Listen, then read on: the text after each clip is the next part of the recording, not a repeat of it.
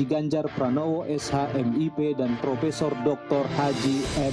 Mahfud MD telah dinyatakan memenuhi syarat sebagai pasangan calon presiden dan wakil presiden untuk pemilu serentak 2024.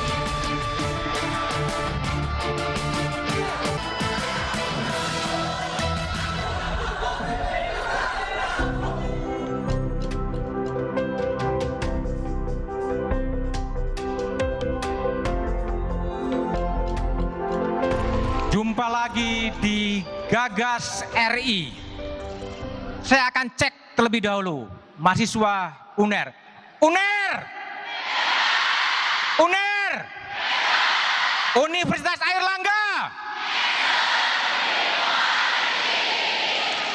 Luar biasa UNER.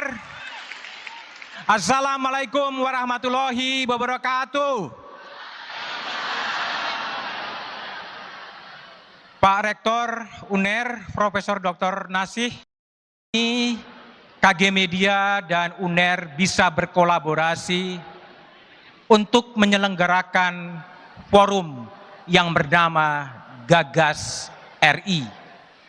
Gagas RI adalah sebuah forum untuk mendiskusikan, memperbincangkan gagasan sejumlah tokoh terhadap masa depan dan nasib negeri ini. Gagasan sejumlah tokoh bangsa, pemimpin bangsa selalu menarik untuk diketahui dan sebisa mungkin diperbincangkan oleh publik. Publik sebisa mungkin terlibat dalam urusan republik. Karena setiap pemikiran, pengambilan kebijakan akan menentukan perjalanan dan nasib dan arah bangsa ke depan. Lewat acara Gagas RI spesial, kita akan mengikuti dan menjadi saksi lahirnya gagasan-gagasan para tokoh bangsa untuk masa depan negeri ini. Gagas RI adalah persembahan eksklusif dari KG Media, bekerja sama dengan Universitas Airlangga untuk menampung gagasan, memperbincangkan gagasan para tokoh bangsa ke depan dengan tetap melibatkan partisipasi warga bangsa. Kali ini kami menghadirkan edisi spesial Pemimpin Bicara Bangsa yang digelar di Universitas Airlangga, Surabaya. Calon presiden dan calon wakil presiden akan memaparkan gagasannya bagaimana melunasi janji kemerdekaan, melunasi janji konstitusi. Negara ini dibangun dengan tujuan yang sudah diterakan pendiri bangsa dalam pembukaan konstitusi. Melindungi seluruh tumpah darah Indonesia, memajukan kesejahteraan umum, ikut melaksanakan ketertiban dunia berdasarkan kemerdekaan, perdamaian abadi, dan keadilan sosial. Kini dan saat ini dunia sedang berubah. Tataran internasional sedang porak-poranda. Dunia dihadapkan pada ancaman serius perubahan iklim yang bisa berakibat pada kehancuran ekologi. Kemunculan kecerdasan buatan bisa menjadi peluang, tapi bisa juga menjadi ancaman terhadap eksistensi.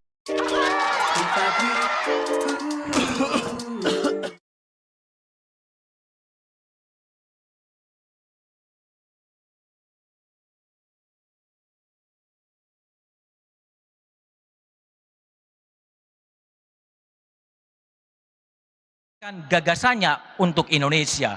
Selain itu, juga hadir panelis yang akan berdiskusi, pemikir kebinekaan, Sukidi, PhD, dan Profesor Dr. Emi Susanti, Ketua Pusat Studi Gender dan Inklusi Sosial Universitas Airlangga. Acara ini spesial karena dihadiri oleh mahasiswa Universitas Airlangga dan perwakilan Badan Eksekutif Mahasiswa Jawa Timur yang menyaksikan langsung Gagas RI.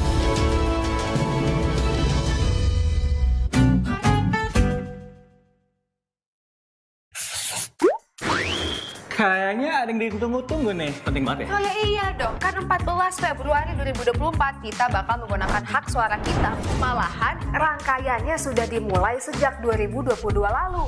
Nah, di Oktober hingga November 2023 akan berlangsung rangkaian pencalonan presiden dan wakil presiden. Setelahnya, peserta pemilu akan mulai masa kampanye mulai November 2023 sampai dengan Februari 2024. Lalu masuk masa tenang pada 11 sampai 13 Februari 2024. Keesokan harinya pada 14 Februari 2024, tibalah waktu untuk kita memberikan suara. Wih, keren. Makasih. Ada lagi nggak yang lebih keren? Wah, ada dong. Biar lebih keren, saksikan terus Kompas TV untuk mengikuti perkembangan pemilu bersama teman memilih Kompas TV Rumah Pemilu. Pemilu 2024 diikuti oleh 24 partai politik. Kenali nama, logo, dan nomor urutnya.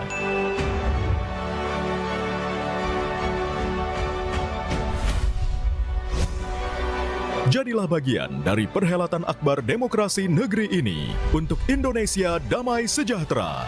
Ikuti perkembangan dan informasi terkini seputar Pemilu 2024 bersama teman memilih Kompas TV, Rumah Pemilu. Selamat datang di kuis warna-warni surat suara. Sebuah kuis yang akan menguji wawasan tentang arti atau maksud dari warna-warna yang tercetak pada lembar surat suara yang akan kita coblos pada pemilu 2024. Apakah kalian bisa mengidentifikasi perbedaan warna pada setiap surat suara? Merah? Benar! Surat suara untuk pemilihan DPD RI. Kuning? Surat suara untuk pemilihan DPR RI. Hijau untuk apa ya? Hijau untuk pemilihan DPRD kabupaten atau kota. Biru. Surat suara untuk pemilihan DPRD provinsi. Ya, dan yang terakhir, abu-abu. Surat suara untuk pemilihan presiden dan wakil presiden. Tetap ikuti berita dan informasi seputar pemilu 2024 bersama Kompas TV, Rumah Pemilu. Salam dan sampai jumpa. Kayaknya ada yang ditunggu-tunggu nih. Penting banget ya? Oh ya iya dong, kan 14 Februari 2024 kita bakal menggunakan hak suara kita. Malahan rangkaiannya sudah dimulai sejak 2022 lalu. Nah, di Oktober hingga November 2023 akan berlangsung rangkaian pencalonan presiden dan wakil presiden. Setelahnya, peserta pemilu akan mulai masa kampanye mulai November 2023 sampai dengan Februari 2024. Lalu masuk masa tenang pada 11 sampai 13 Februari 2024. Keesokan harinya pada 14 Februari 2024, tibalah waktu untuk kita memberikan suara. Wih, keren. Makasih. Ada lagi nggak yang lebih keren? Wah, ada dong. Biar lebih keren, saksikan terus Kompas TV untuk mengikuti perkembangan pemilu bersama teman memilih Kompas TV Rumah Pemilu. Pemilu 2024 diikuti oleh 24 partai politik. Kenali nama, logo, dan nomor urutnya.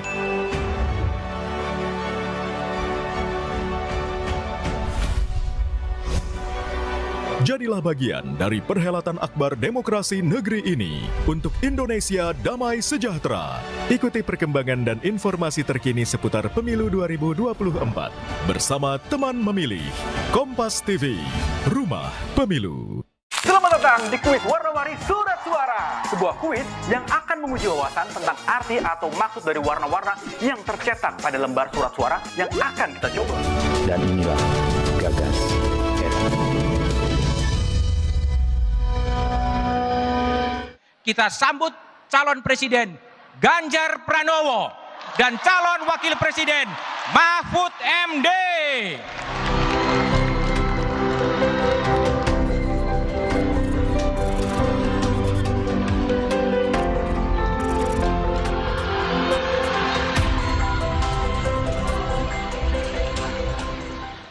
Assalamualaikum warahmatullahi wabarakatuh. Selamat malam, salam sejahtera untuk kita semuanya. Om Swastiastu, Namo Buddhaya, Rahayu. Mas Budiman, terima kasih.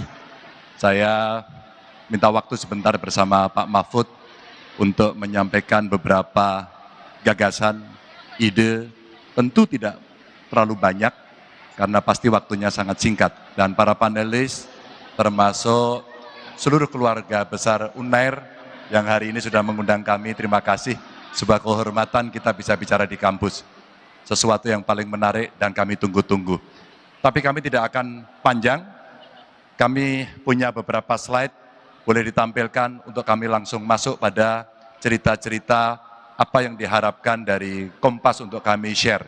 Dan saya dari sini melihat lampu yang sangat terang. Mohon maaf kalau tidak bisa melihat satu persatu. Berikutnya, sebuah kebetulan saja namanya gaspol. Ada 3 isu yang menjadi catatan kami yang paling penting. Dari sekian kami mendengarkan berkeliling ke masyarakat, tumpukan-tumpukan list persoalan muncul. Pak Ganjar, Pak Mahfud, apakah semua yang pernah dituliskan dalam visi misi itu akan bisa terlaksana? Ya, maka satu persoalan yang kita angkat adalah terkait dengan anggaran. Pak, sedemikian banyak program yang akan dicapai, apakah iya bisa dibiayai? Maka menggandakan anggaran menjadi penting. Saya mau mulai cerita dari negara harus kaya untuk mengimplementasikan gagasan yang berkesinambungan. Maka meningkatkan nilai tambah menurut kita menjadi begitu penting. Seperti kita bercerita, saya baru pulang tadi dari Papua, mereka menyampaikan, kami punya potensi bagus. Tapi kalaulah infrastruktur interkoneksinya belum, maka kami tidak akan bisa menjangkau itu.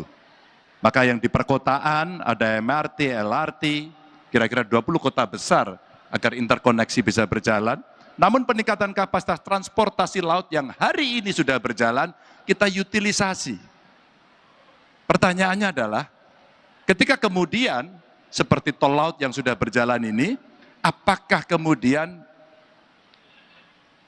transportasi yang bolak-balik itu bisa menumbuhkan ekonomi yang ada?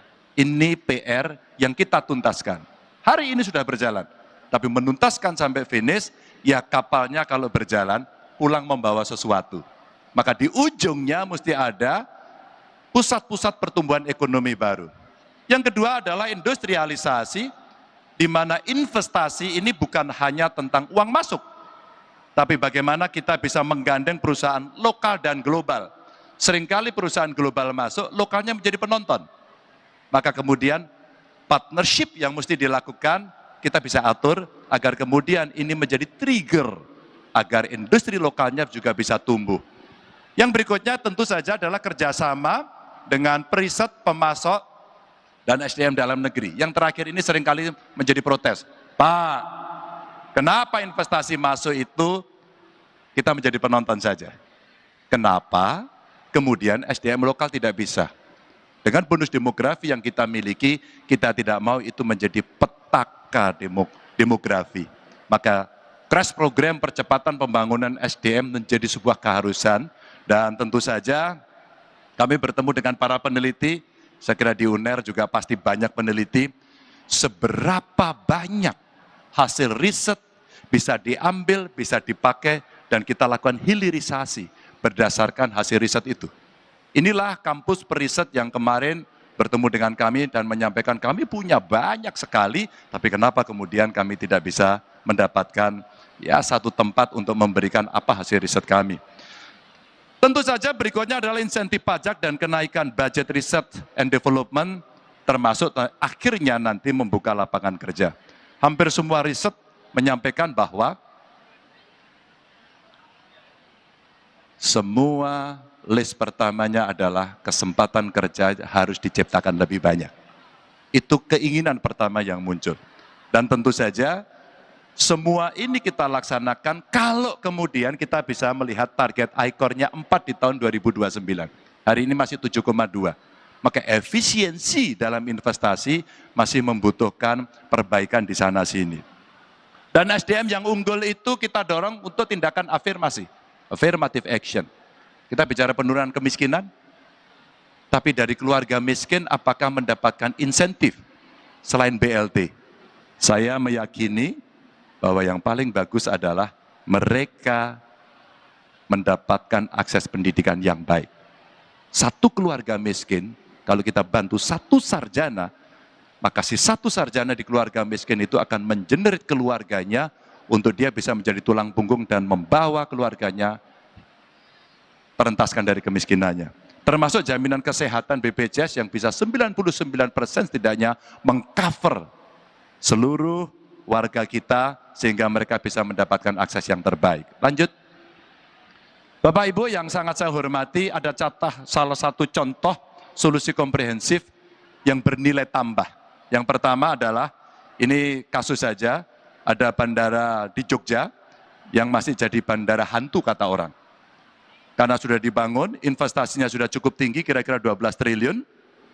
Maka bagaimana solusi holistiknya? Ini salah satu contoh saja. Untuk meningkatkan nilai tambah infrastruktur itu. 1, konektivitas, 2, industrialisasi yang saya sampaikan, dan 3, SDM. Maka konektivitasnya ini adalah transportasi publik ke wisata lokal di wilayah selatan. Ini ada Jogja, ada Jawa Tengah, ada di sana Borobudur. Maka kesempatan membangun di wilayah itulah yang mesti diutilisasi. Siapa yang melakukan? Kalau pemerintah pusat sudah melakukan, maka dengan otonomi daerah, daerahlah yang harus merebut itu. Merebut, berinisiatif, melibatkan masyarakat lokal sehingga mereka menjadi tuan rumah di wilayah itu. Industrialisasinya contohnya adalah wisata, kemudian pantai yang lestari, dan fasilitas yang mesti diberikan. Dan kemudian upskilling SDM dengan vokasi dan SMK wisata. Saya pilihkan ini karena vokasi inilah yang lebih cepat untuk bisa mengakses pekerjaan itu. Dan tentu menjadi pusat wisata di wilayah selatan yang cukup bagus. Jogja sendiri salah satu contohnya sudah menjadi tujuan wisata destinasi yang bagus. Ada Borobudur di Jawa Tengah, di Magelang. Maka kalau kemudian kita membuat event seperti ini akan berjalan. Umpama kemarin dengan Kompas ada Borobudur Marathon yang sudah menjadi legend dan kemudian menjadi event internasional. Contoh ini akan mendorong mengutilisasi infrastruktur itu yang lebih bermanfaat. Berikutnya lagi. Maka Bapak Ibu teman-teman, kami menyebutnya sebagai new economy. Tapi sebenarnya di sana ada 3 yang sekarang menjadi perhatian dan biasanya anak muda suka bertanya di sana. Bagaimana dengan green economy? Maka kalau kita melihat investasi untuk transisi energi saja, transisi energi ini, itu kita butuh kurang lebih 1.300 triliun dan ini akan mendorong 3,7 juta lapangan kerja. Butuh tenaga kerja yang lebih banyak, butuh tenaga kerja yang lebih berkemampuan tinggi, skillnya lebih tinggi, dan kemudian kalau kita melakukan transisi ini berbarengan dengan itu serapan tenaga kerja akan lebih banyak. Investasi akan terbuka lebih banyak. Tapi investasi itu harus mudah, harus gampang, tidak ada pungli, tidak ada kolusi dan korupsi di sana, maka semua akan datang. Dan satu, butuh kepastian hukum. Tanpa itu mereka akan lari. Yang kedua, terkait dengan blue economy, maka 77% wilayah laut dan perairan di Indonesia, namun 7,6% sektor ini kontribusinya terhadap GDP kita masih rendah, 7,6. Maka saya membayangkan ketika banyak expert, ketika banyak ahli, ketika banyak investor masuk dalam peluang industri blue economy, rasa-rasanya inilah kesempatan pertumbuhan ekonomi dan kesempatan kerja akan tercapai. Dan yang terakhir terkait dengan digital. Daulat digital saya sebut, itu kalau kita melihat dari data e-commerce annual national spending kita itu ada 649 triliun. Apa artinya? Kita butuh regulasi yang fair, kita butuh transaksi di dalam negeri dan menggunakan rupiah, sehingga rupiah menjadi tuan rumah, dan berdampak positif ini kepada SDM Indonesia, dan biasanya itu anak muda. Industri kreatif, mereka bicara seni, mereka bicara e-commerce, mereka bicara platform, mereka bicara semua yang terkait dengan digitalisasi, dan itu akan bisa mempercepat. Berikutnya lagi, maka Bapak Ibu, ketika kemudian kita mesti mendorong ini, optimisme yang mesti kita bangun agar kita tidak masuk dalam middle income trap, maka pertumbuhan mesti 7%. Ini cerita tidak gampang. Tapi kalau kita tidak menargetkan itu, maka effort kita menjadi sangat lemah. Kalau itu tidak terjadi, maka bonus demografi kita mungkin akan tidak mengalami puncaknya. Dia akan terjebak pada pendapatan menengah dan kita tidak bisa melompat menjadi negara yang maju. Dan itu artinya penerimaan negara juga harus tumbuh. Ekonomi tumbuh, penerimaan negara tumbuh, dan inilah yang saya katakan menghindari malapetaka demografi. Kalau kita lihat satu contoh saja pendapatan dari basis pajak, ini kami mendengarkan suara kawan-kawan pengusaha. Pak Ganjar, Pak Mahfud, mbok iyalah, kita itu kalau bayar pajak itu simple mekanismenya. Mbok iyalah, pelaporannya mudah. Mbok iya, otomatis restitusinya juga mudah. Jadi tidak ada permainan yang terjadi di sana. Ini keluhan yang muncul kepada kami. Dan akhirnya kita melihat beberapa tontonan bagaimana pengelolaan pajak yang kemudian mulai berkasus. Ini yang sekarang mesti kita bereskan. Dan kita jangan berburu binatang di kebun binatang. Kita mencari itu saja yang ada di situ atau memancing di akuarium. Pak, saya sudah bayar teks amnesti loh Pak, kenapa sekarang masih dikejar? Pak, saya sudah bayar pajak, kenapa SPT saya kemudian masih ditanyakan? Kenapa kemudian digitalisasi sistemnya tidak berjalan dengan baik sehingga begitu membayar itu recorded? Maka tinggal membuka saja, kita bisa melihat dashboardnya, maka rakyat kita dimudahkan. Loh, kan bayar setoran pajak untuk negara, kenapa harus dipersulit? Kalau itu mudah, orang akan merasa nyaman dan merasa tidak dikejar-kejar. Berikutnya, maka Bapak Ibu teman-teman, setelah kita menggandakan yang berikutnya, ini yang menjadi agenda reformasi kita. Sikat KKN. Ini yang menjadi teriakan lebih banyak orang. Kenapa? Kolusi, korupsi, nepotismenya tidak selesai-selesai. Maka kami akan ditagih oleh mereka para mahasiswa pada tahun 98. Ini yang mesti dituntaskan. Kami diskusi lama dengan Pak Mahfud. Beliau menghandle ini, dan sebagai Menko, kadang-kadang dia harus menerjang untuk menerobos agar bisa menjadi troubleshooting beberapa persoalan yang mandek. Karena mungkin secara teknis itu tidak selesai-selesai. Kami dorong bagaimana mensikat KKN tidak hanya dari sisi treatmentnya. Tahan, tangkap, OTT, itu bagus. Tapi bagaimana mencegah? Edukasi anti KKN sejak dini. Ada pendidikan karakter berintegritas sejak sekolah dasar. Kalau perlu dari PAUD, dari sisi perilaku. Maka mesti masuk dalam sistem pendidikan yang kita miliki. Kurikulum anti KKN yang mesti masuk terus sampai ke perguruan tinggi. Membangun karakter integritas melalui pendidikan. Dan kemudian membangun sistem yang baik. Apa? E-budgeting, e-planning. Artinya lebih banyak orang tidak bertemu orang. Artinya lebih banyak transparansi itu diatur dalam sebuah sistem. Sehingga membaca logbooknya akan jauh lebih gampang karena bisa melakukan tracing melalui sistem yang ada. Kalau 100% e-budgeting, e-planning, e-reporting di seluruh instansi pemerintah dilakukan, maka utilisasi elektronik dari payment yang ada ini dari pusat sampai daerah menjadi cukup gampang. Dan kita tidak perlu membawa uang cash. Tidak perlu. Dan kemudian orang akan melihat dengan gampang kemana proses berjalan dan bagaimana kita melihat itu bisa berjalan dengan baik. Dan tentu terakhir lembaga penegak hukum yang mesti dikuatkan sehingga mereka mampu, kalau bahasa kawan-kawan mahasiswa, ya jangan tajam ke bawah dan tumpul ke atas. Itu bahasa yang sering muncul. Berikutnya, Bapak Ibu yang sangat saya hormati, maka istilah kami poles birokrasi dengan digitalisasi. Ini biar pas dengan gaspol. Gaspol itu awalnya kita create karena kita mesti cepat, mesti sat-sat begitu, dan ada unsur GP-nya waktu itu gitu. Jadi ada unsur gaspolnya. Yang perlu diperbaiki sampai hari ini dan perlu dipercepat karena fundamennya sudah ada sebenarnya.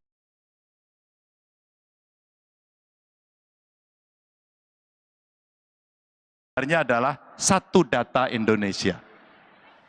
4 Undang-Undang Dasar 4 Undang-Undang Dasar harus melindungi keluarga kita yang miskin, yang fakir, yang miskin, yang dipelihara itu. Sebenarnya dengan satu nik saja kita bisa tahu semuanya. Inilah yang kita butuhkan dari fasilitas yang sudah ada. Sehingga mereka cukup taruh KTP, dibaca dengan card reader, maka hak dan kewajiban masing-masing sudah bisa didapat. presisi. Satu data Indonesia.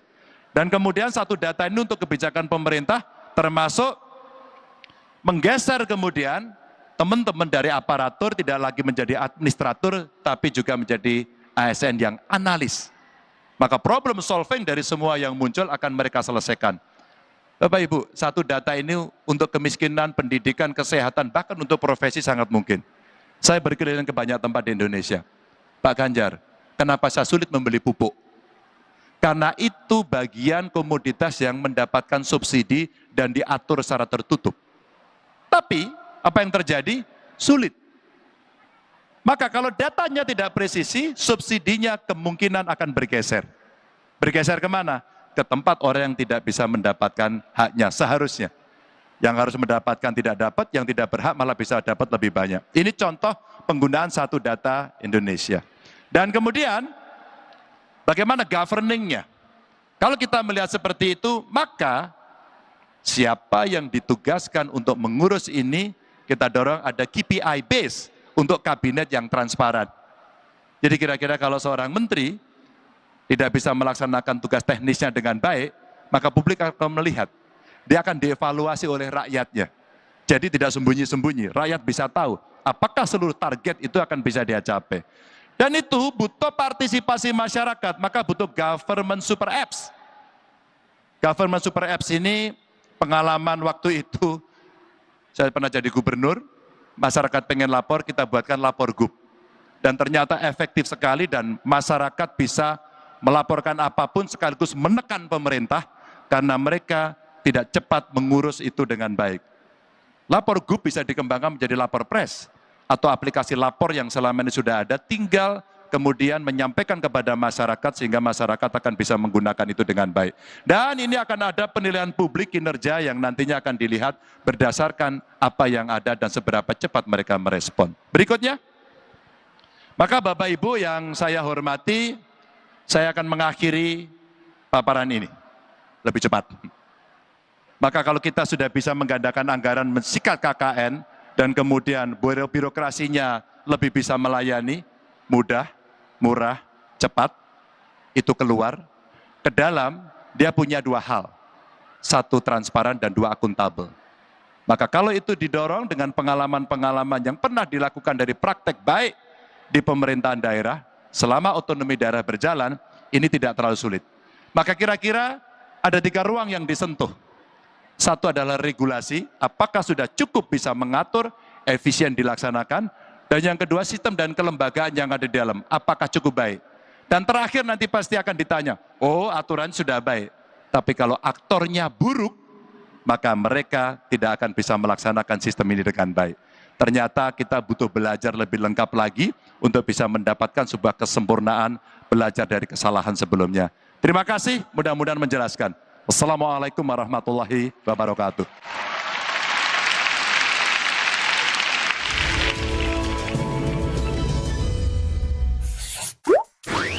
Kayaknya ada yang ditunggu-tunggu nih. Penting banget ya? Oh ya iya dong, kan 14 Februari 2024 kita bakal menggunakan hak suara kita.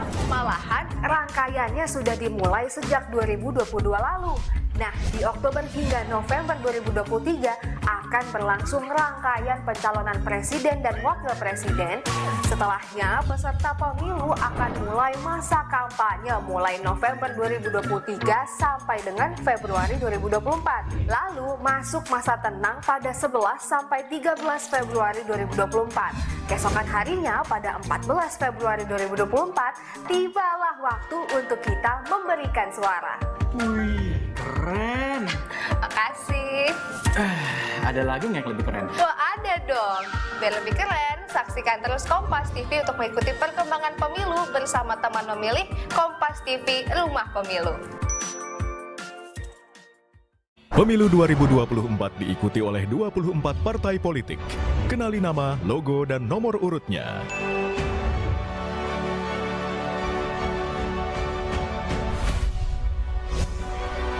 Jadilah bagian dari perhelatan akbar demokrasi negeri ini untuk Indonesia damai sejahtera. Ikuti perkembangan dan informasi terkini seputar Pemilu 2024 bersama teman memilih Kompas TV, Rumah Pemilu. Selamat datang di kuis warna-warni surat suara. Sebuah kuis yang akan menguji wawasan tentang arti atau maksud dari warna-warna yang tercetak pada lembar surat suara yang akan kita coblos pada pemilu 2024. Apakah kalian bisa mengidentifikasi perbedaan warna pada setiap surat suara? Merah? Benar! Surat suara untuk pemilihan DPD RI. Kuning? Surat suara untuk pemilihan DPR RI. Hijau untuk apa ya? Hijau untuk pemilihan DPRD kabupaten atau kota. Biru. Surat suara untuk pemilihan DPRD provinsi. Ya, dan yang terakhir, abu-abu. Surat suara untuk pemilihan presiden dan wakil presiden. Tetap ikuti berita dan informasi seputar pemilu 2024 bersama Kompas TV, Rumah Pemilu. Salam dan sampai jumpa. Kayaknya ada yang ditunggu-tunggu nih. Penting banget ya? Oh ya iya dong, kan 14 Februari 2024 kita bakal menggunakan hak suara kita. Malahan rangkaiannya sudah dimulai sejak 2022 lalu. Nah, di Oktober hingga November 2023 akan berlangsung rangkaian pencalonan presiden dan wakil presiden. Setelahnya, peserta pemilu akan mulai masa kampanye mulai November 2023 sampai dengan Februari 2024. Lalu masuk masa tenang pada 11 sampai 13 Februari 2024. Keesokan harinya pada 14 Februari 2024, tibalah waktu untuk kita memberikan suara. Wih, keren. Makasih. Ada lagi nggak yang lebih keren? Wah, ada dong. Biar lebih keren, saksikan terus Kompas TV untuk mengikuti perkembangan pemilu bersama teman memilih Kompas TV Rumah Pemilu. Pemilu 2024 diikuti oleh 24 partai politik. Kenali nama, logo, dan nomor urutnya.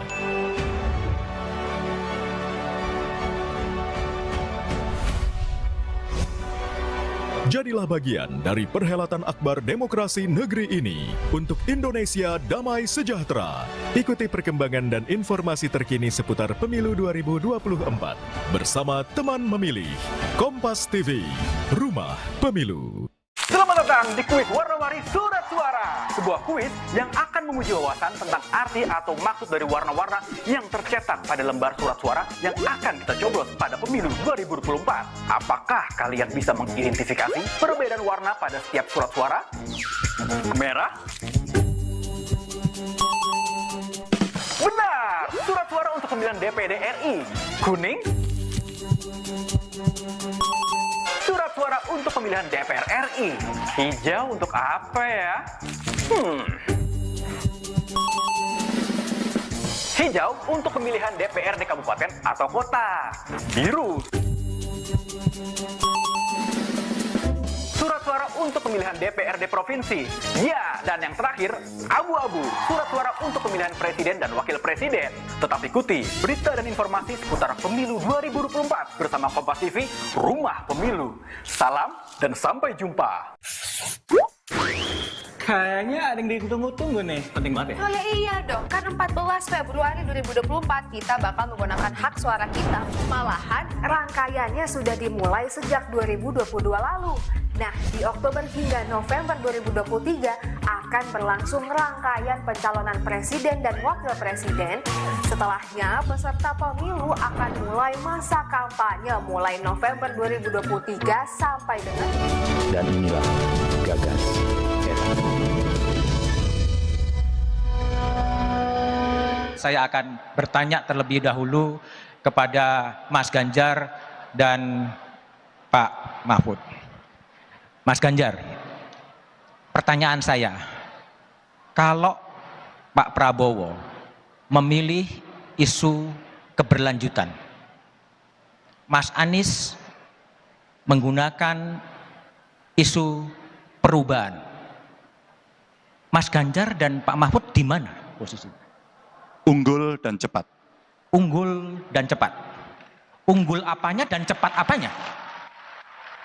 Ketika keberlanjutan itu penting, ketika kesinambungan penting, ketika fondasi itu penting, maka kita tidak boleh jalan di tempat. Maka harus cepat diselesaikan dan unggul. Maka kita akan naik kelas. Infrastruktur sudah bagus, maka utilisasi yang saya sampaikan mesti berjalan dan ini mesti berdampak.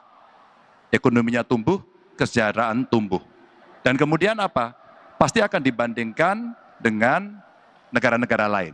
Kita unggul. Di era sekarang ada 6 menteri yang sudah masuk BUI dan 1 wakil menteri yang kemudian jadi tersangka. Apa yang terjadi dan gimana jaminan Mas Ganjar atau Prof Mahfud agar itu tidak terulang lagi? Pak Mahfud. Ya, Ini hukum kan ini? Ya, Hukum ini Pak Mahfud ini. saya Silakan, Pak. mengelaborasi sedikit pertanyaan Anda tadi yang sudah unggul cepat itu. Jadi unggul cepat itu idenya bukan hanya melanjutkan, tapi juga bukan hanya mengubah. Melanjutkan dan memperbaiki dengan perubahan-perubahan itu namanya unggul cepat. Nah, kalau di dalam kaidah hukum Islam, usul fikih itu ada dalil begini.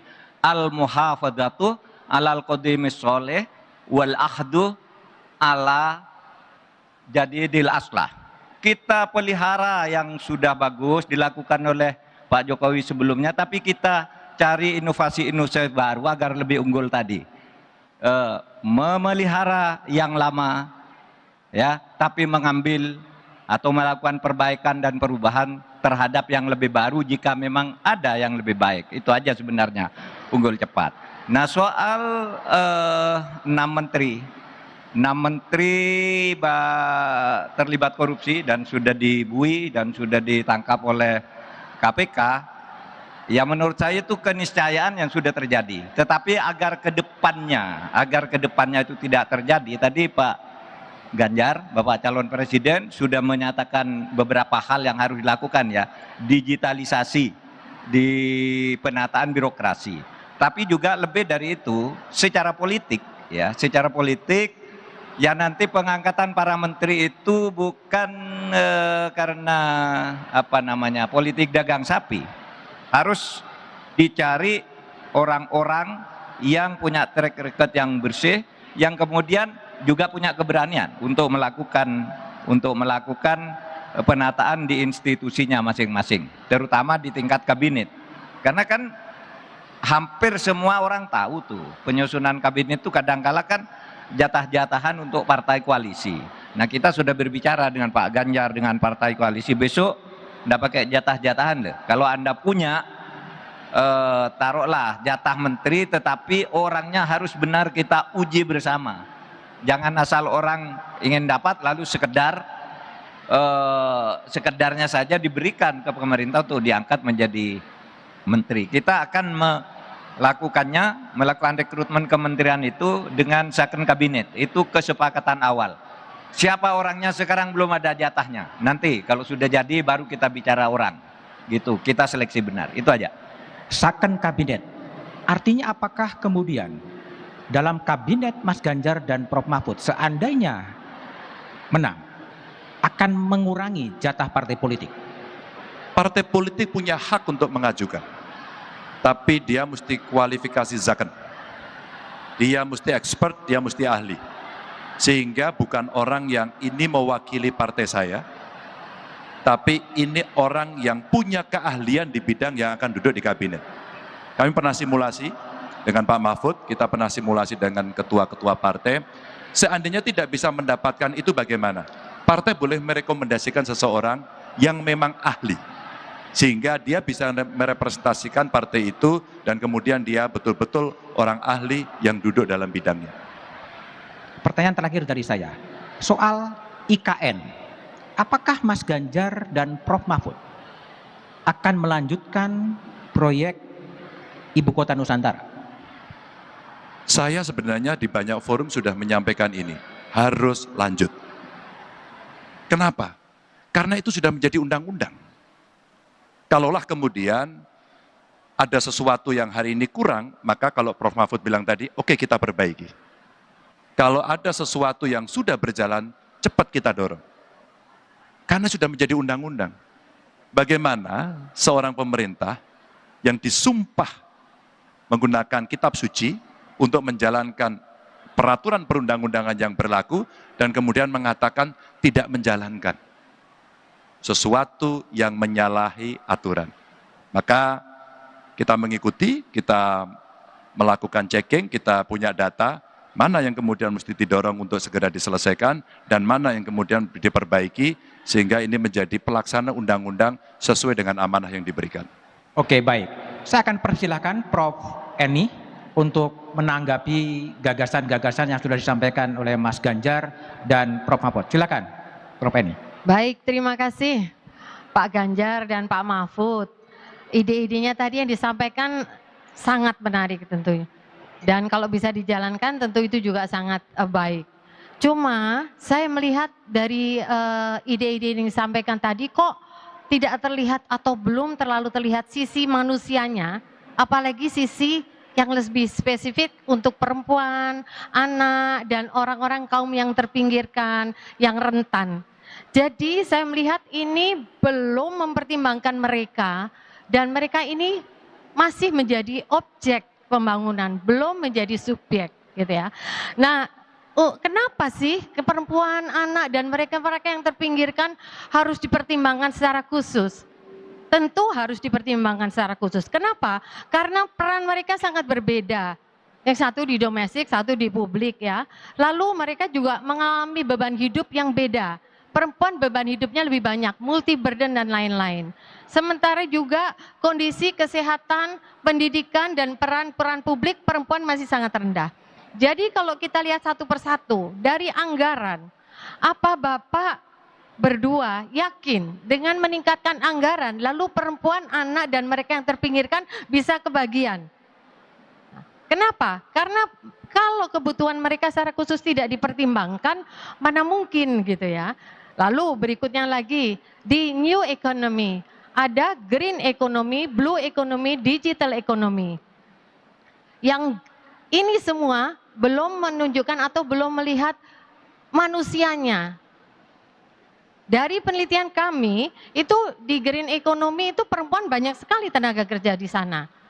Blue economy juga, perempuan-perempuan pesisir itu hidupnya sangat miskin, tidak berpendidikan, kurang berpendidikan. Dan mereka ini tidak dipertimbangkan dalam gerak pembangunan, atau kurang lah, saya nggak bilang tidak, tapi kurang. Nah, nanti Bapak ini kemana gitu? Tentang digital juga gitu ya, digital juga begitu. Perempuan ini kan kurang literasinya, digital kan kurang. Dia bukan hanya bisa terbantu dengan adanya pemasaran digital dari ekonomi kreatif mereka, tapi mereka juga bisa menjadi korban dari digitalisasi yang ekonomi maupun yang non ekonomi. Berikutnya, sikat KKN. Bapak berdua menyampaikan dalam idenya bahwa sikat KKN itu mulai dari pendidikan. Siapa yang memberikan pendidikan sejak dini? Kalau bukan perempuan. Ya, ibu dan juga guru-guru PAUD itu adalah perempuan. Ini enggak disebut sama sekali. Jadi sisi manusianya dan juga sisi perempuan dan mereka yang terpinggirkan kurang. E-budgeting dan e-planning. Dari penelitian yang kami punya, itu literasi digital perempuan itu masih sangat rendah. Jadi mungkin nggak bisa ikut serta di situ. Lalu tentang birokrasi, ya, datanya satu, tapi kalau perempuan dan mereka yang terpinggirkan, anak tidak terlihat, bagaimana mereka juga bisa menikmati pembangunan. Nah, dalam hal ini misalnya pekerjaan-pekerjaan perempuan tuh banyak yang tidak terdata, Bapak. Misalnya pekerjaan perempuan di sektor industri rumahan, pekerjaan perempuan di sektor informal, lalu perempuan dan keterampilan perempuan itu tidak dianggap terampil karena nggak punya ijazah. Lalu juga tentang penilaian publik, perempuan ini aksesnya untuk publik itu masih sangat kecil. Jadi jarang ikut rapat, musrenbang dan lain-lain itu.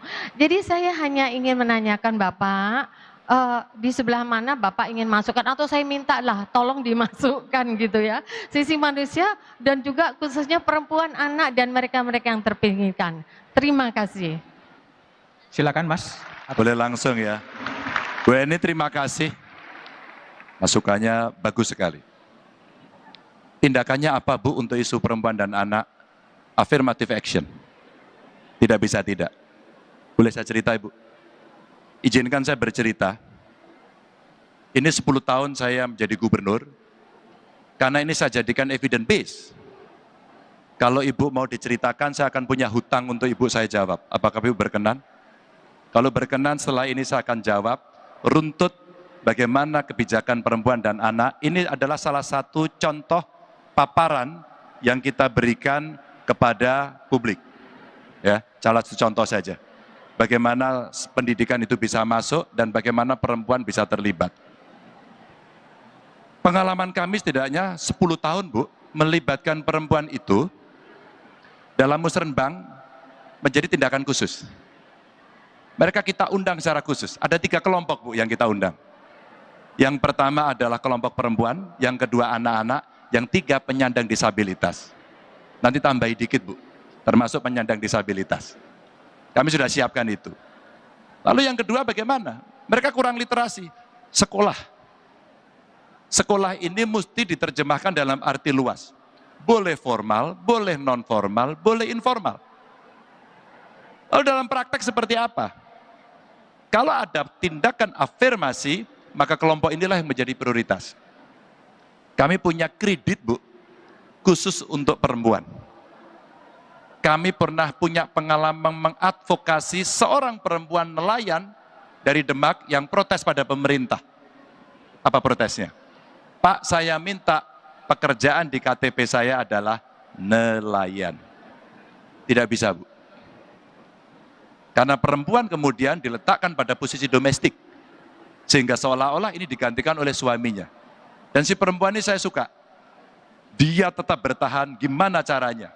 Karena dia gagal di desanya, dia gagal di kecamatan, dia gagal di kabupatennya, maka dia ketemu saya. Jadi saya kasih contoh yang konkret saja. Maka pada saat itu kemudian saya sampaikan, Dinas Kependudukan, besok kamu tulis, dan harus besok sudah jadi. KTP-nya dia, pekerjaan nelayan. Bu, apa yang terjadi? Akhirnya si perempuan ini mendapatkan akses modal, dia mendapatkan pelatihan, hanya karena satu kata saja. Pekerjaannya adalah nelayan. Ini contoh yang bagus, bahkan tidak sampai di situ. Kami mendorong bagaimana penurunan stunting, menurunkan AKI AKB, ya, dan bagaimana anak bisa tumbuh kembang dengan baik. Kita dorong dengan program perhatian pada ibu hamil. Kami kasih nama Nginceng Wong Meteng. Nginceng Wong Meteng ini adalah perhatian pada ibu hamil. Apakah kandungannya sehat, apakah gizinya cukup, apakah periksa rutin. Kalau jawabannya iya, apakah risti dia? Kalau jawabannya dia risti, maka ini mesti menjadi perhatian utama. Kalau dia jadi perhatian utama, maka dia mendapatkan perlakuan khusus. Sehingga dia akan bisa mendapat akses untuk bisa mendapat pemeriksaan rutin, mendapatkan gizi yang cukup sampai lahir. Maka kita dorong kampus waktu itu dengan program One Student One Client. Program ini sebenarnya bisa kita angkat ke nasional untuk menurunkan itu. Sampai kemudian dia lahir, maka AKB-nya, angka kematian bayi, balita, kita bisa tekan. Maka ibu-ibu kita edukasi dengan literasi yang cukup, harus ASI. Harus ASI. Maka ketika itu sudah selesai, inilah yang akan masuk. Jadi sebenarnya cukup banyak akses yang diberikan, tapi dengan waktu yang terbatas, tentu pertanyaan menjadi hutang saya untuk menjelaskan. Kalau Ibu cukup saya jelaskan ini lunas hutang saya. Tapi kalau ini belum cukup, saya akan tuliskan untuk menjawab lebih detail lagi dari program yang kami miliki. Terima kasih. Pak Mahfud mau menambahkan pertanyaan dari Prof. Emli soal perempuan dan disabilitas. Ya, sebenarnya yang disampaikan oleh Bapak calon Presiden tadi itu berlaku untuk semua warga negara Indonesia, laki-laki maupun perempuan. Tetapi kita tahu selama ini perempuan itu perannya dianggap kurang. Sebenarnya pemerintah sudah punya kebijakan yang akan kita tegaskan kembali, yaitu affirmative policy. Misalnya kalau selain affirmative action yang sudah dilakukan tadi, afirmatif itu artinya kita membuat aturan yang tidak adil untuk mencapai keadilan baru. Ini perempuan kan diperlakukan tidak adil, harus afirmasi nih. Di berbagai negara misalnya dikatakan anggota parlemen minimal harus sekian perempuan. Nah di Indonesia calon anggota DPR misalnya 30% atau 1 dari 3 itu harus ada perempuannya. Nah, itu afirmatif policy-nya sudah ada, dan di dalam praktek juga, di dalam praktek kan sudah bisa jadi presiden, sudah jadi bupati, kemudian bahkan kalau wisuda di kampus-kampus Itu yang paling banyak perempuan, dan biasanya yang cum laude itu kalau dari 10, 8 tuh perempuan biasanya. Di kampus-kampus ya. Saya lama mewisuda orang gitu di kampus-kampus itu. Oleh sebab itu bagus, nanti programnya akan dipilah mana yang afirmatif policy, mana yang afirmatif action, itu sebenarnya sudah kita pilah-pilahkan. Meskipun sebenarnya yang kita perlukannya adalah manusia Indonesia tanpa memandang laki-laki ataupun perempuan. Tapi memang perlu afirmasi. Itu aja. Prof. Eni, tadi jawaban dari Mas Ganjar dan Pak Mahfud, apakah masih akan menanggapi balik soal isu perempuan dan disabilitas? Tidak, saya hanya begini, kebijakan tuh nggak bisa gender neutral, nggak bisa gender blind. Memang harus berpihak begitu. Jadi mohon sih kalau berkenan itu di situ memang harus eksplisit disebutkan gitu. Jadi orang jelas. Karena kita nggak bisa mengatakan ini berlaku untuk semua orang, nggak bisa karena kenyataannya memang tidak sama gitu. Seperti di SDGs tujuan pembangunan berkelanjutan itu juga ada poin khusus tentang gender equality, tentang apa poverty. Jadi kalau menurut saya sih sisi itu bisa dimasukkan secara eksplisit. Terima kasih. Saya akan menegaskan apakah jawaban saya cukup, karena sebenarnya di visi misi kita ada, Bu. Tapi seandainya belum cukup, saya dengan senang hati akan menjawab secara tertulis dan lebih detail dari program itu. Saya akan tawarkan pada Ibu, kira-kira apakah jawaban ini cukup atau saya harus menjawab lagi di luar panggung ini. Kalau iya, saya akan tuliskan lebih. Tidak usah di luar panggung aja, cuma nanti dimasukkan, mohon dimasukkan. Sudah Bu. Makanya saya jelaskan. Terima dengan praktek-praktek konkret yang baik untuk meyakinkan Ibu dengan narasi yang tadi saya sampaikan. Cukup? Selesai ya Bu ya? Saya nggak punya hutang ini berarti. Terima kasih.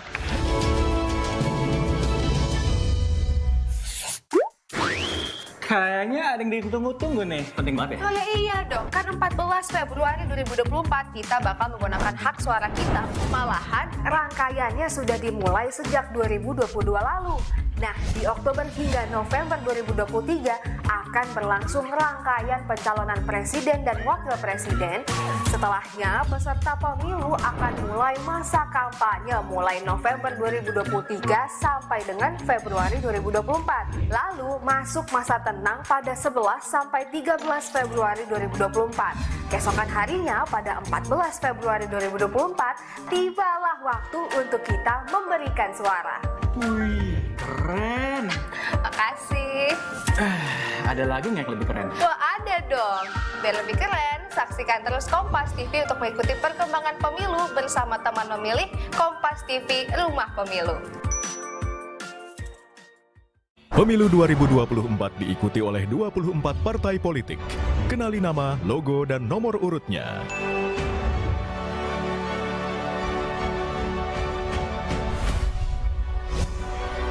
Jadilah bagian dari perhelatan akbar demokrasi negeri ini untuk Indonesia damai sejahtera. Ikuti perkembangan dan informasi terkini seputar Pemilu 2024 bersama teman memilih Kompas TV, Rumah Pemilu. Selamat datang di kuis warna-warni surat suara. Sebuah kuis yang akan menguji wawasan tentang arti atau maksud dari warna-warna yang tercetak pada lembar surat suara yang akan kita coblos pada pemilu 2024. Apakah kalian bisa mengidentifikasi perbedaan warna pada setiap surat suara? Merah? Benar! Surat suara untuk pemilihan DPD RI. Kuning? Surat suara untuk pemilihan DPR RI. Hijau untuk apa ya? Hijau untuk pemilihan DPRD kabupaten atau kota. Biru. Surat suara untuk pemilihan DPRD provinsi. Ya, dan yang terakhir, abu-abu. Surat suara untuk pemilihan presiden dan wakil presiden. Tetap ikuti berita dan informasi seputar pemilu 2024 bersama Kompas TV, Rumah Pemilu. Salam dan sampai jumpa. Kayaknya ada yang ditunggu-tunggu nih. Penting banget ya? Oh ya iya dong, kan 14 Februari 2024 kita bakal menggunakan hak suara kita. Malahan rangkaiannya sudah dimulai sejak 2022 lalu. Nah, di Oktober hingga November 2023 akan berlangsung rangkaian pencalonan presiden dan wakil presiden. Setelahnya, peserta pemilu akan mulai masa kampanye mulai November 2023 sampai dengan Februari 2024. Lalu masuk masa tenang pada 11 sampai 13 Februari 2024. Keesokan harinya pada 14 Februari 2024, tibalah waktu untuk kita memberikan suara. Wih, keren. Makasih. Ada lagi nggak yang lebih keren? Dan inilah Gagas RI. Saya persilahkan kepada Mas Sukidi untuk menanggapi, mendalami gagasan-gagasan yang disampaikan oleh Mas Ganjar dan Pak Mahfud. Silakan Mas Sukidi. Terima kasih Mas Budiman. Pak Mahfud dan Pak Ganjar yang saya muliakan, saya belajar banyak dari presentasi Pak Ganjar dan Pak Mahfud yang sangat mencerahkan, dan saya kira banyak sekali rakyat Indonesia yang juga tercerahkan dari presentasi pada malam ini. Saya ingin melihat pertama bahwa Pak Mahfud dan Pak Ganjar adalah produk dari sistem meritokrasi itu sendiri. Itu penting saya tegaskan, kenapa? Karena Ibu Megawati memilih keduanya berdasarkan semata-mata merit system itu sendiri. Karena itu ikhtiar Pak Ganjar dan Pak Mahfud untuk membentuk satu kabinet yang profesional, yang berdasarkan merit system, itu adalah pilihan terbaik di tengah politik balas budi, politik yang berbasis pada hutang budi dan seterusnya. Itu pertama, saya kira penting sekali bahwa Republik ini ditegakkan oleh dua figur negarawan yang menjalankan Republik dengan spirit meritokrasi. Karena apa? Karena kunci kemajuan satu negara itu adalah salah satunya ditopang dengan sistem meritokrasi itu sendiri. Sejak tahun 1971, Lee Kuan Yew mendeklarasikan negara Singapura sebagai negara meritokrasi, dan di Amerika Thomas Jefferson dan kawan-kawan seringkali melihat diri mereka sebagai man of merit. Karena itu saya melihat Pak Ganjar dan Pak Mahfud ini adalah man of merit. Mereka yang punya wisdom, punya kebijaksanaan, mereka yang keduanya punya pengetahuan dan punya kecapakan untuk memimpin Republik ini. Karena itu saya hanya menitipkan satu pesan bahwa tegakkan meritokrasi untuk mengelola dan memajukan Republik ini. Itu pertama. Yang kedua, tak kalah pentingnya adalah pada aspek tentang pembangunan human capital. Saya kira itu terobosan brilian dan penting Pak Ganjar menegaskan itu sejak awal. Karena apa? Karena kita mengalami apa yang oleh Presiden Kim sebut sebagai human capital gap. Ada ketimpangan human capital, modal manusia, terutama antara negara maju dan negara berkembang. Dan kita sendiri tertinggal jauh dengan negara-negara Asia Tenggara. Karena itu kesadaran untuk membangun human capital investment, saya kira itu terobosan penting untuk melihat bahwa orientasi kemajuan dan pembangunan yang diletakkan oleh Pak Ganjar dan Pak Mahfud itu semata-mata dan terutama berorientasi pada pengembangan modal manusia. Kenapa? Karena ini menjadi penentu kemajuan satu bangsa. Itu yang kedua. Instrumen terbaik untuk mengembangkan human capital itu antara lain sudah ditegaskan dengan sangat baik melalui pendidikan. Saya ingin memberikan satu penekanan pada pendidikan karakter itu. Saya kira itu penting sekali ditegaskan. Karena apa? Karena setelah 78 tahun kita merdeka, kita tumbuh menjadi nation almost without character. Bangsa tanpa karakter, nation without soul, bangsa tanpa jiwa.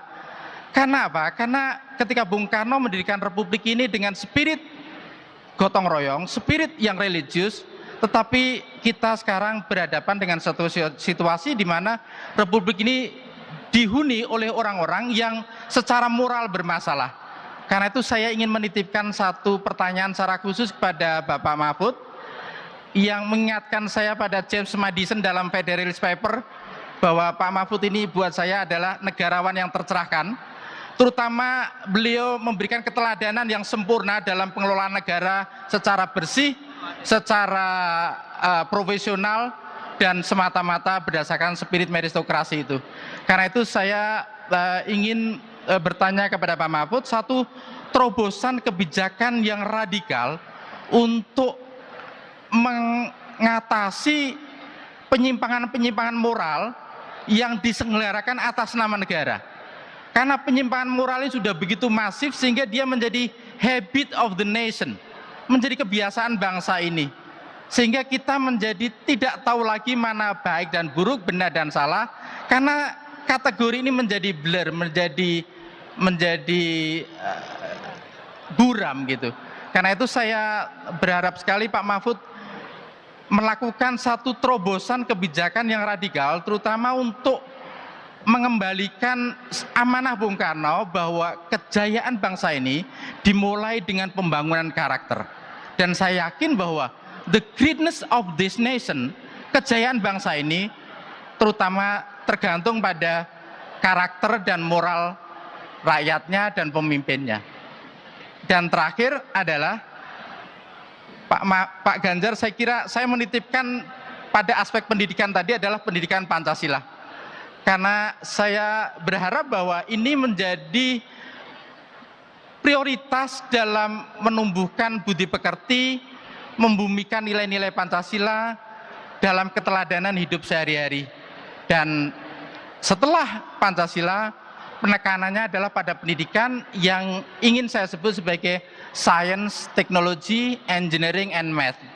Saya kira 4 kata kunci ini harus menjadi prioritas agar orientasi kemajuan yang saintifik yang diproyeksikan oleh Pak Ganjar itu ditopang dengan satu tradisi ilmiah, respect pada sains, dan punya scientific temper, perangai ilmiah untuk kemajuan bangsa. Saya kira itu. Terima kasih Pak Ganjar, Pak Mahfud atas pencerahannya yang sangat baik. Terima kasih Mas Budiman.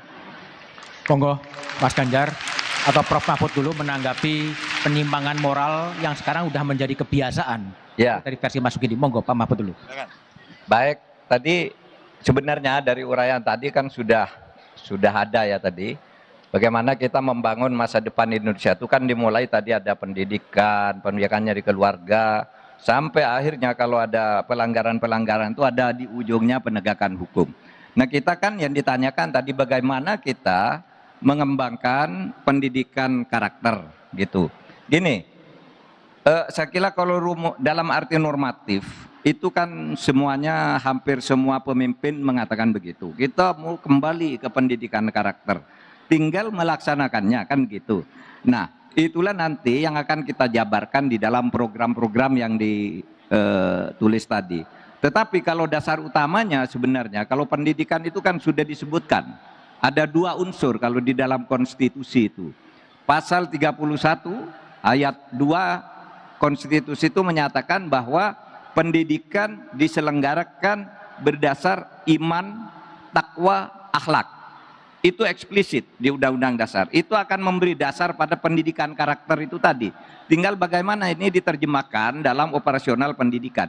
Lalu kalau dasarnya iman, takwa, dan akhlak, Pak, pasal 31 ayat berikutnya, ayat 4, menyatakan pendidikan diselenggarakan untuk memajukan ilmu pengetahuan dan teknologi. Itu tadi udah jelas di situ.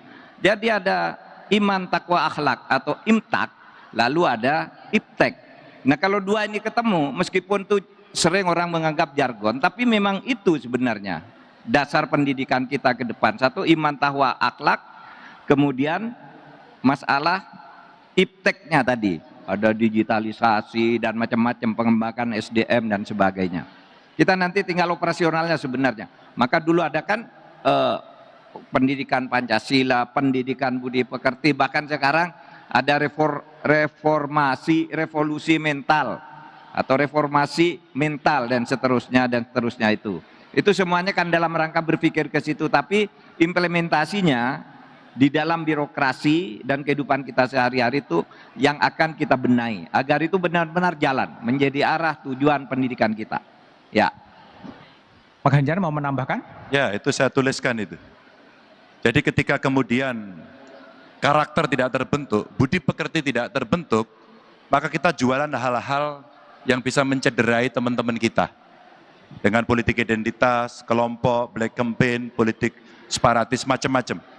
Maka pembangunan yang merata di seluruh wilayah inilah yang kemudian menjadi sebuah kewajiban penting yang tadi, setelah orang mendapatkan intellectual capital, maka bagaimana dengan human capital?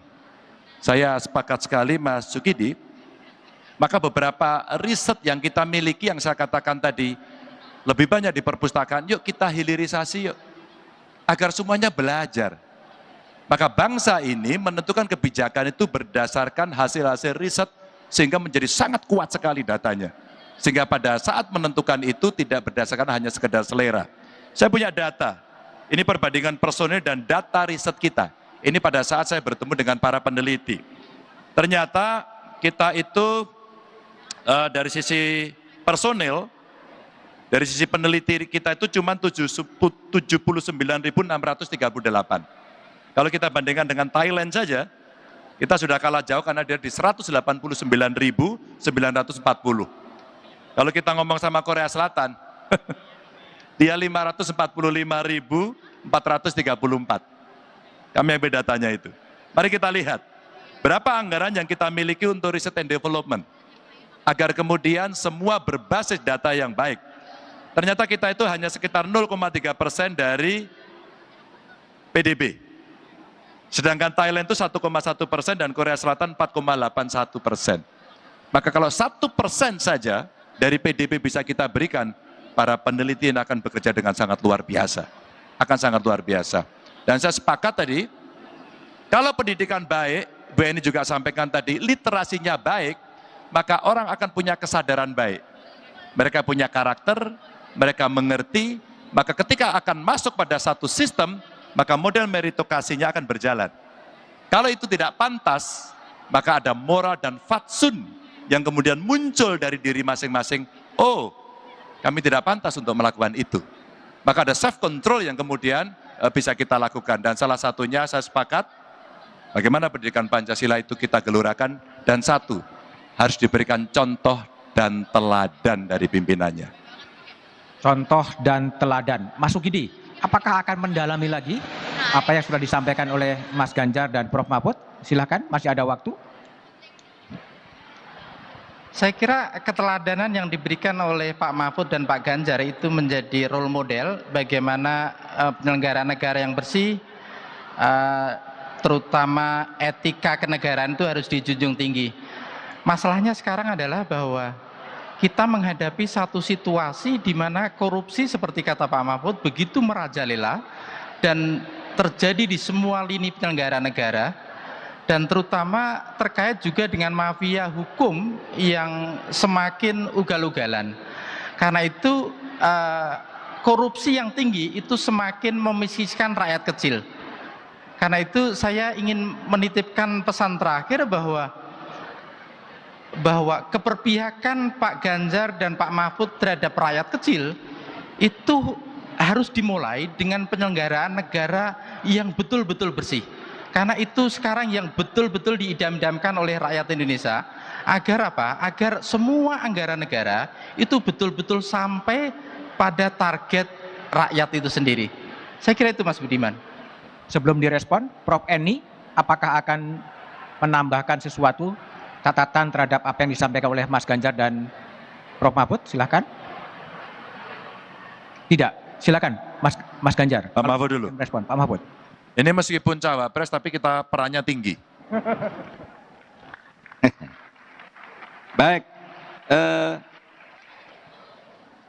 Pak Sukidi, terima kasih. Jadi bagaimana kita memulai itu di dalam situasi korupsi dan penegakan hukum yang karut-marut di berbagai lini. Nah, saya tadi sudah menyinggung sedikit, sebenarnya kuncinya pada strong leadership.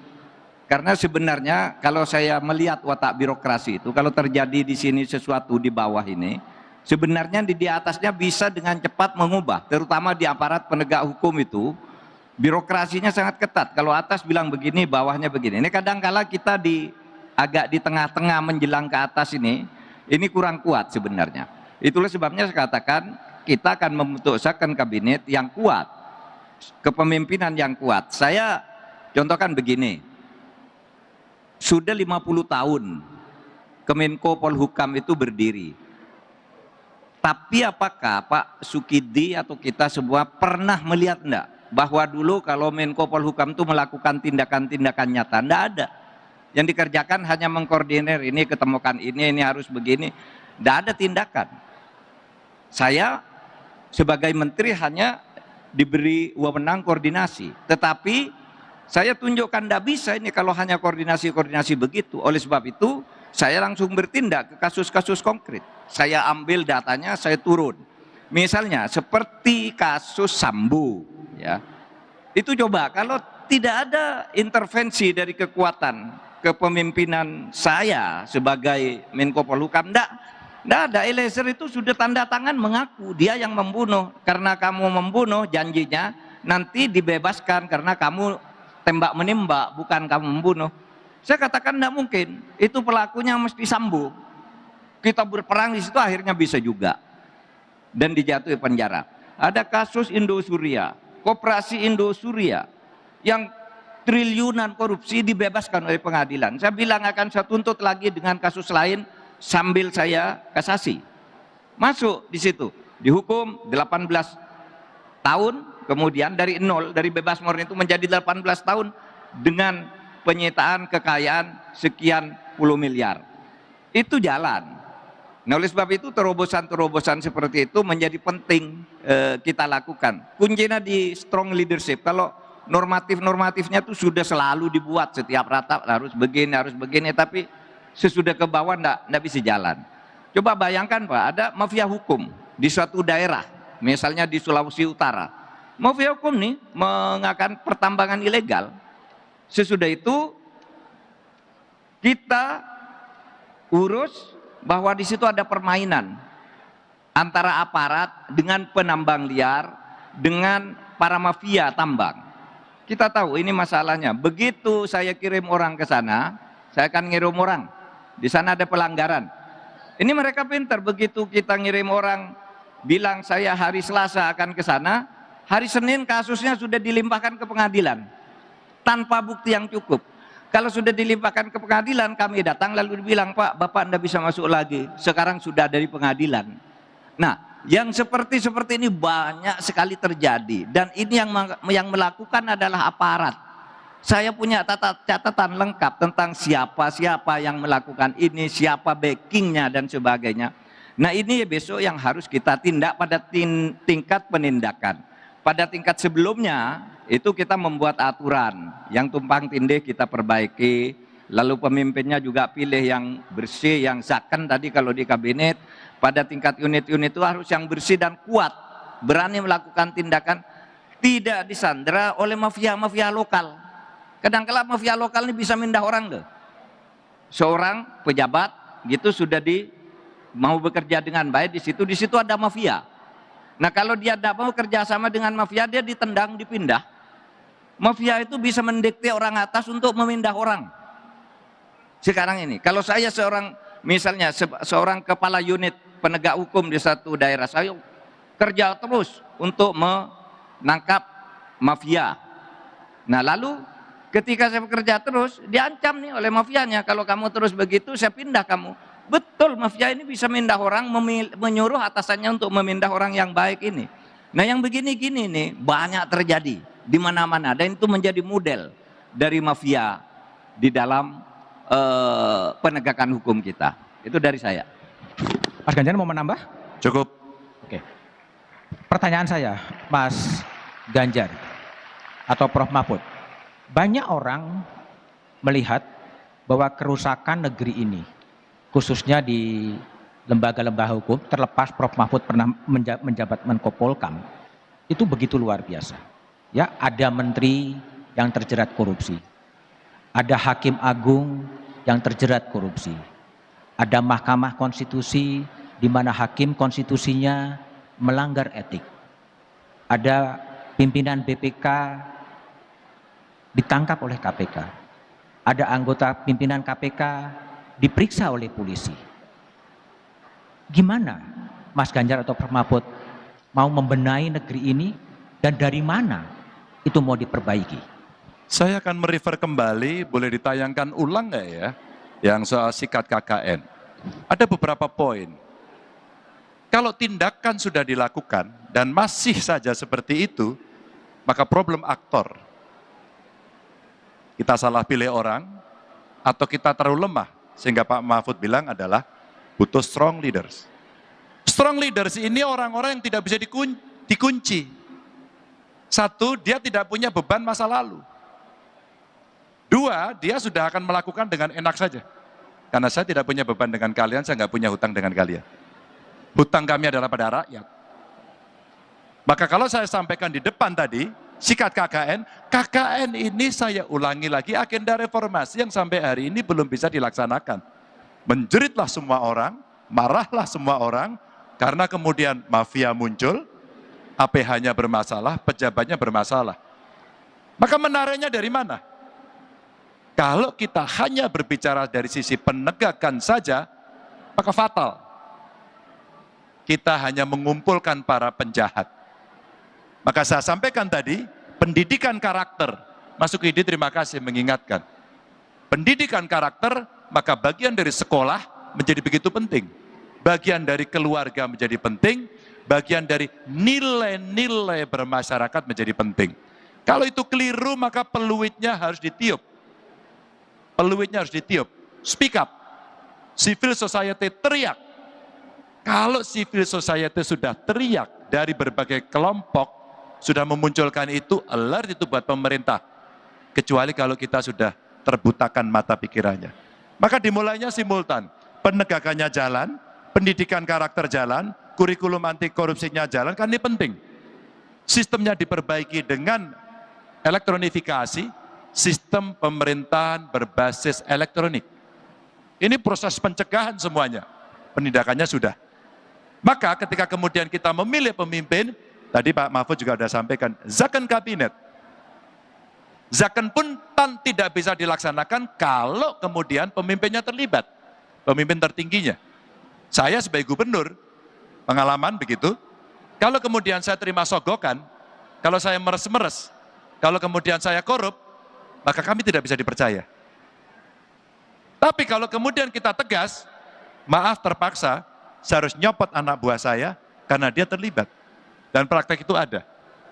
Maka ini membalikkan fakta di mana seorang pemimpin yang biasanya maaf dengan segala hormat saya, kolusi dengan anak buahnya untuk bisa mengambil atau mendapatkan setoran, hari ini kita balik. Maaf, kita tidak sedang kolusi, tapi kamu melanggar, dan saya harus memberikan contoh itu, kamu saya copot. Teman-teman Bapak Ibu, apa yang kita omongkan tidak bisa hanya menjadi wacana. Maka apa track record Anda, di mana itu bisa kami lihat, kami nonton di mana itu, dan kemudian semua orang akan tahu, ya, kamu pernah melakukan itu. Sehingga ini tidak menjadi konsep saja.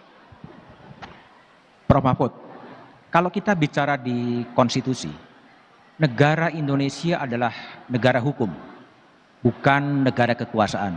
Artinya hukum menjadi panglima. Tapi dalam praktek kesejarahan, kadang-kadang yang jadi panglima kadang-kadang ekonomi, kadang-kadang politik. Nah, pasangan Mas Ganjar dan Prof. Mahfud ini akan menempatkan hukum, politik, dan ekonomi pada sisi mana sebetulnya?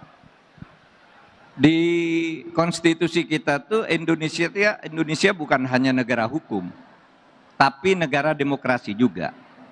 Pasal 1 ayat 2 menyatakan kedaulatan berada di tangan rakyat, itu demokrasi. Pasal 1 ayat 3 menyatakan Indonesia adalah negara hukum. Oleh sebab itu keduanya ini harus seimbang. Hukum tanpa demokrasi itu bisa sewenang-wenang. Demokrasi tanpa hukum itu liar. Oleh sebab itu kita katakan demokrasi itu kedaulatan rakyat, hukum itu artinya demokrasi. Kedaulatan hukum itu yang harus diseimbangkan. Tidak boleh yang satu lebih dominan dari yang lain. Itu Undang-Undang Dasar menyatakan keduanya sejajar. Oleh sebab itu kita akan pertemukan bagaimana demokrasi berjalan baik, tidak kolutif, tapi hukumnya jalan.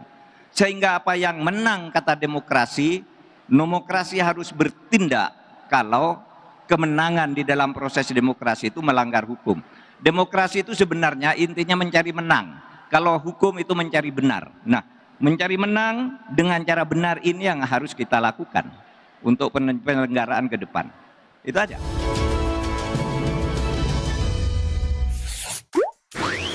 Kayaknya ada yang ditunggu-tunggu nih. Penting banget ya? Oh ya iya dong, kan 14 Februari 2024 kita bakal menggunakan hak suara kita.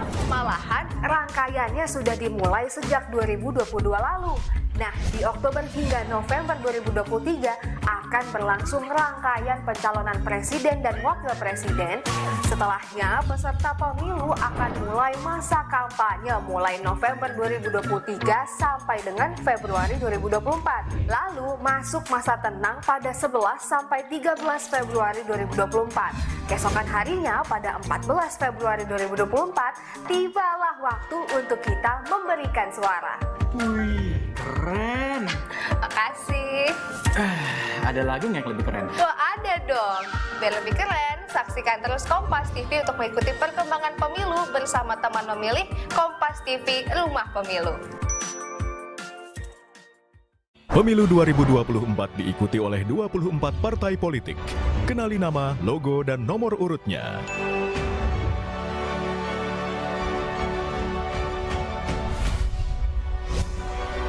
Jadilah bagian dari perhelatan akbar demokrasi negeri ini untuk Indonesia damai sejahtera. Ikuti perkembangan dan informasi terkini seputar Pemilu 2024 bersama teman memilih Kompas TV, Rumah Pemilu. Selamat datang di kuis warna-warni surat suara. Sebuah kuis yang akan menguji wawasan tentang arti atau maksud dari warna-warna yang tercetak pada lembar surat suara yang akan kita coblos pada pemilu 2024. Apakah kalian bisa mengidentifikasi perbedaan warna pada setiap surat suara? Merah? Benar! Surat suara untuk pemilihan DPD RI. Kuning? Surat suara untuk pemilihan DPR RI. Hijau untuk apa ya? Hijau untuk pemilihan DPRD kabupaten atau kota. Biru. Surat suara untuk pemilihan DPRD provinsi. Ya, dan yang terakhir, abu-abu. Surat suara untuk pemilihan presiden dan wakil presiden. Tetap ikuti berita dan informasi seputar pemilu 2024 bersama Kompas TV, Rumah Pemilu. Salam dan sampai jumpa. Kayaknya ada yang ditunggu-tunggu nih. Penting banget ya? Oh ya iya dong, kan 14 Februari 2024 kita bakal menggunakan hak suara kita. Malahan rangkaiannya sudah dimulai sejak 2022 lalu. Nah, di Oktober hingga November 2023 akan berlangsung rangkaian pencalonan presiden dan wakil presiden. Setelahnya, peserta pemilu akan mulai masa kampanye mulai November 2023 sampai dengan Februari 2024. Lalu masuk masa tenang pada 11 sampai 13 Februari 2024. Keesokan harinya pada 14 Februari 2024, tibalah waktu untuk kita memberikan suara. Wih, keren. Makasih. Ada lagi nggak yang lebih keren? Wah, ada dong. Biar lebih keren, saksikan terus Kompas TV untuk mengikuti perkembangan pemilu bersama teman memilih Kompas TV Rumah Pemilu. Pemilu 2024 diikuti oleh 24 partai politik. Kenali nama, logo, dan nomor urutnya.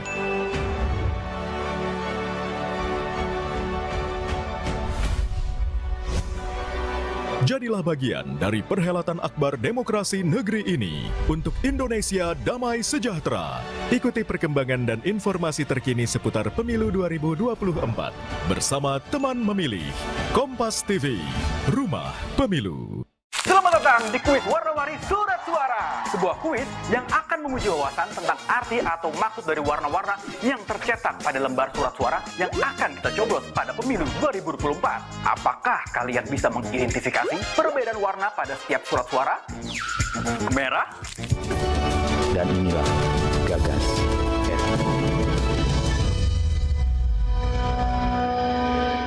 Mas Ganjar, silakan memberikan closing statement kepada audien. Monggo, silakan Mas Ganjar. Kita harus melakukan percepatan di dalam pembangunan ini karena lingkungan eksternal berubah dengan cepat dan dahsyat. Dan itu butuh crash program. Crash programnya adalah bagaimana percepatan itu dilakukan berbasis kepada hasil yang hari ini sudah dikerjakan. Kita tidak bisa pungkiri itu karena itu evidence base yang bisa kita pakai. Maka kalaulah kemudian saya meyakinkan kembali Indonesia ingin berubah karena ada agenda reformasi, maka tidak sulit kok.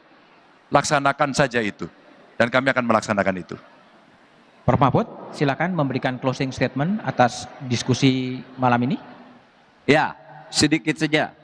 Tadi Bapak calon presiden mengatakan negara harus kaya sehingga kita bisa maju ke depan. Di mana kekayaan kita yang sekarang ini tidak terlalu begini, kekayaan kita itu, saudara, secara demografis maupun secara geografis. Secara geografis kita ini punya 17.508 pulau dengan kekayaan alam yang beragam. Tapi kenapa masih banyak orang miskin? Nah itu tadi, bagaimana kita mengelola ini sampai tahapan misalnya tahun 2045. Lalu secara demografi penduduk kita banyak juga, 270 juta sekarang dengan 1.360 suku, 726 bahasa daerah. Nah ini yang kekayaan kita ini, kelola demografi maupun geografinya yang luar biasa. Ini dikelola maka bisa nanti Indonesia itu bisa menjadi negara, harus menjadi kaya. Dan harus karena memang kaya, tinggal pengelolaannya benar apa tidak. Itu aja. Oke, baik Mas Ganjar, Prof. Mahfud, kita berikan aplaus kepada Mas Ganjar dan Prof. Mahfud. Calon Presiden Ganjar Pranowo dan calon Wakil Presiden Mahfud MD telah menyampaikan gagasan untuk Indonesia.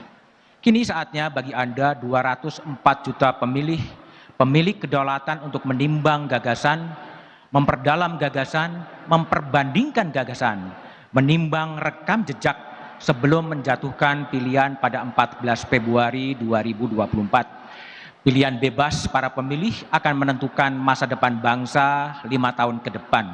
Memilih secara bebas tanpa pengaruh apapun adalah bentuk tanggung jawab moral pemilih terhadap nasib bangsa ini. Pemilu sejatinya adalah sarana integrasi bangsa. Pemilu sejatinya adalah pesta demokrasi yang seharusnya berjalan dengan damai, jujur dan adil demi menghasilkan pemimpin berkualitas dan berintegritas. Saya Budiman Tanrojo, terima kasih, sampai jumpa di edisi Gagas RI berikutnya. Di ujung acara ini saya akan mengundang Rektor Universitas Airlangga Profesor Dr. Muhammad Nasih, CEO KG Media Andi Budiman, Pak CEO KG Media Rikat Bagun, pemimpin redaksi Kompas TV Rosyana Silalahi, pemimpin redaksi Kompas.com Wisnu Nugroho untuk naik ke atas panggung dan menyerahkan tanda mata.